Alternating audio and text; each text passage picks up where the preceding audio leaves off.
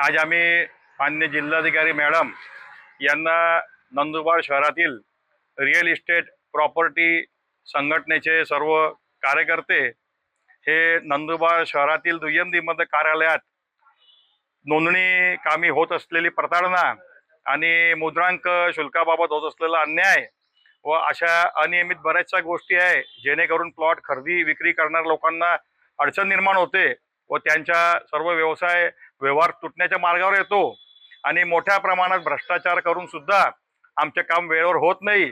या सर्वांची एक सरासर मागणीच्या आम्ही 4 दिवसापूर्वी बैठक घेतली। त्या बैठकीत साधारण 150 ते 200 लोक हजर होते। आज सुमारे 100-1 लोक आम्ही निवेदन द्यायला आलो होतो।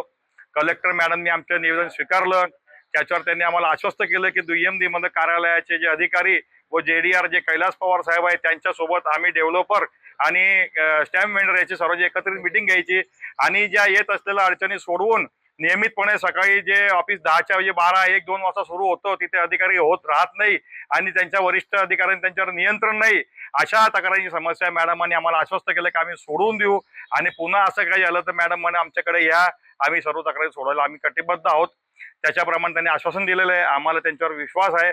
आम्ही प्रथम टप्प्यात निवेदन काम बघितलं आहे। याच्यानंतर जर आमची मागणी किंवा आमची रास्त मागणीमध्ये अन्याय बंद नाही झाला तर आम्ही मोठ्या प्रमाणात आंदोलन छेडू आणि या पद्धतीने सर्वांचं सहकार्य लाभलेलं आहे आणि आमची संघटना हळूहळू मजबूत होईल। तसंच तहसीलदार कार्यालयात सुद्धा कलम 155 खाली आणि जे आमचं नवीन शर्तीचे प्लॉटसाठी थंब घ्यावं लागतं ते सुद्धा वेळेवर होत नाही। तिथले कर्मचारी अव्वल कारकून लेवलचे लोक भयंकर पैशांची मागणी करतात, परंतु आता तो निवेदन आम्ही त्यांना दिलेलं नाही। आता आम्ही तहसीलदार साहेब भेटले तर त्यांना सांगू, त्यांनी जरी नाही ऐकलं तर तरी आम्ही सुद्धा त्यांच्याबद्दल सुद्धा वरिष्ठ कार्यालय म्हणजे कलेक्टर मॅडमकडे येऊ आणि आता अशा या प्रकारे आम्ही लोकांची सर्वांची समस्या सोडवायचे काम करू असे आमचे आहे।